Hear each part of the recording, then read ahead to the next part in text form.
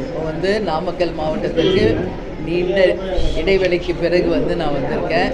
எதற்காக வந்திருக்கேன்னா, கட்சியினுடைய கொள்கை விளக்க பொதுக்கூட்டம் நேற்று ஈவினிங் நடந்தது. நீங்கள் எல்லாரும் அங்கே இருந்தீங்க. அதுக்காக இங்கே வந்திருக்கிறேன். இப்போது உங்களை எல்லாரையும் சந்திக்கிறதில் உண்மையில் மகிழ்ச்சி அடைகிறேன்.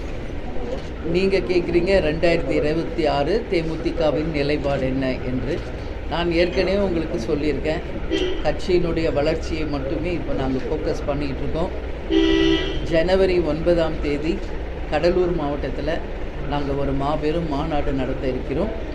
அப்பொழுது உறுதியாக தேமுதிக யாருடன் கூட்டணி அமைத்திருக்கிறது, எத்தனை தொகுதி, யார் வேட்பாளர் என்பதெல்லாம் உங்களுக்கு அறிவிப்போம். அதுக்கு முன்னாடி 234 தொகுதிக்கும் தொகுதி பொறுப்பாளர்களை அறிவித்து அதற்கான பணிகளை அடுத்த வாரத்தில் தொடங்க இருக்கிறோம். அதற்கப்புறம் சுற்றுப்பிரயாணம் தமிழ்நாடு முழுக்க விஜய பிரபாகர் ஒரு பக்கம், நான் ஒரு பக்கம் நேரடியாக எங்கள் தொண்டர்களையும் மக்களையும் சந்திக்கின்ற ஒரு ப்ரோக்ராம் இருக்குங்க. அதற்கு பிறகு தாங்க அந்த கூட்டணியை பற்றி நம்ம சொல்லணும்.